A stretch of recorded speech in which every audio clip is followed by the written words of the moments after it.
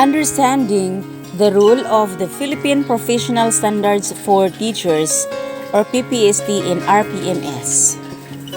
Secretary Briones signed into policy the DepEd Order 42, Series 2017, the national adoption and implementation of the Philippine Professional Standards for Teachers.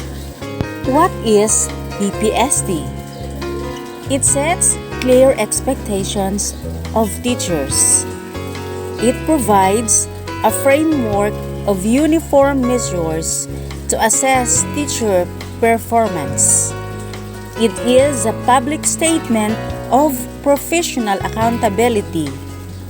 It has 4 career stages: beginning, proficient, highly proficient, and distinguished. It has 7 domains, 37 strands, and 37 indicators for its career stage. How was Ppst integrated into the DepEd system? Through the Bureau of Human Resource and Organizational Development, or the BHROD. This diagram focuses on how HR continuum tracks teachers from their entry into the profession through the RSP system to how they work while within the department through performance management, providing learning and development interventions, and providing rewards and recognition based on a set of competencies. Example, Philippine Professional Standards for Teachers. It also looks into their professional movement through promotions or transfers and up until their retirement. HR systems anchored on the Ppst: recruitment, selection, and placement, the L&D, rewards and recognition, RPMS, and other HR systems. Ppst-based RPMS tools and support materials. Classroom observation tools, or the COT, RPMS manual, RPMS tools, facilitator's guide, self-assessment tools, or SAT, and the frequently asked questions. Is Ppst part of RPMS, or is RPMS part of the Ppst? Ppst is not part of the RPMS. Ppst is a stand-alone document. Same way, RPMS is not part of the Ppst. It is a pre-existing system requirement from the Civil Service Commission. Civil Service Commission Memorandum Circular No. 6, Series 2012, or the Guidelines in the Establishment and Implementation of Agency Strategic Performance Management System, or the SPMS. The Commission directs agencies to establish and implement a Strategic Performance Management System, or the SPMS, based on the guidelines.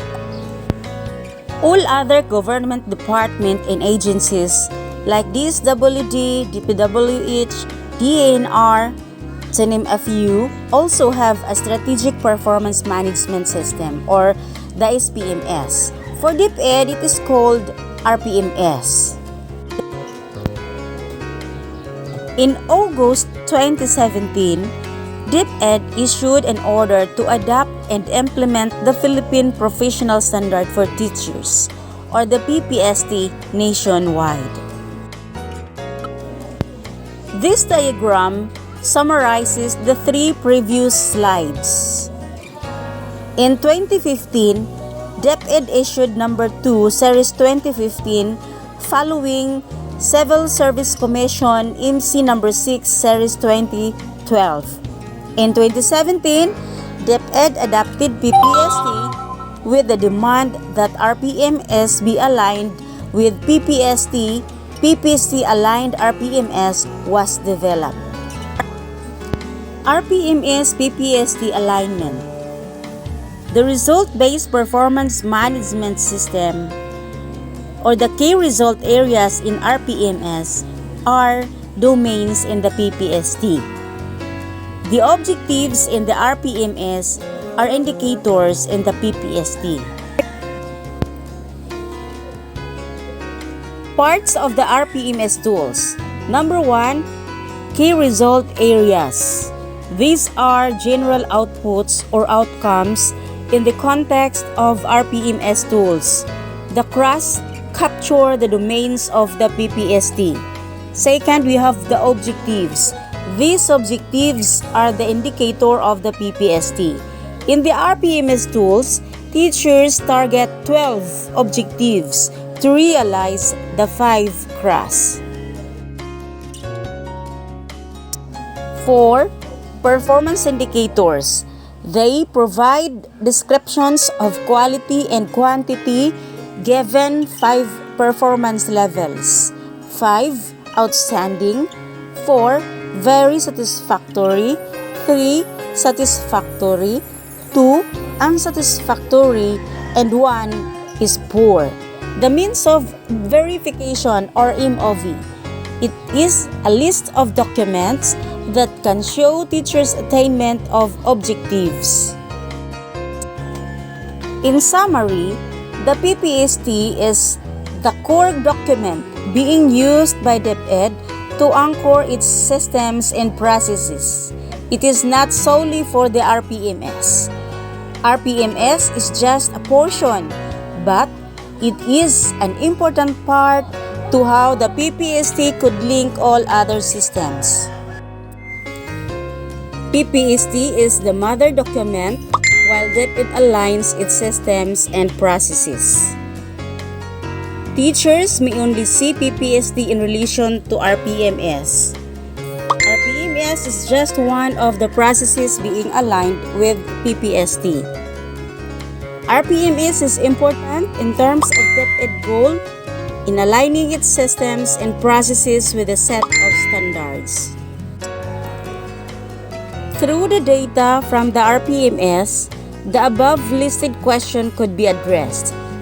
Are teachers performing based on the expectation of the Ppst?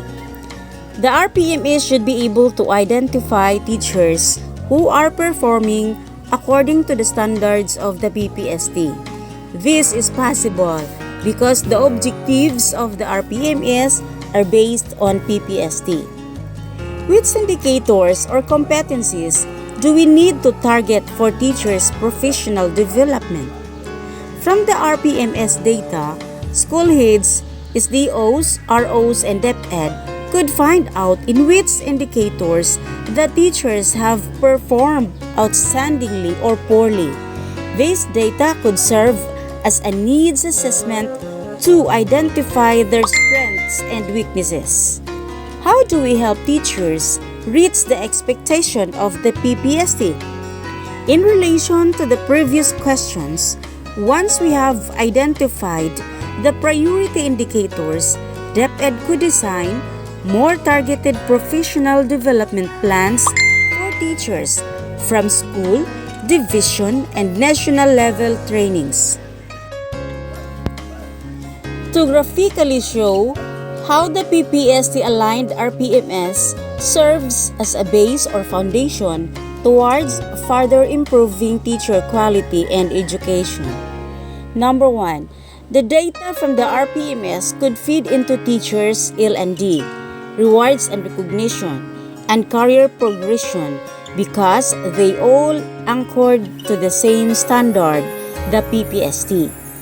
More targeted professional development programs mean that we help teachers on areas where they really need assistance and not just based on trends or what is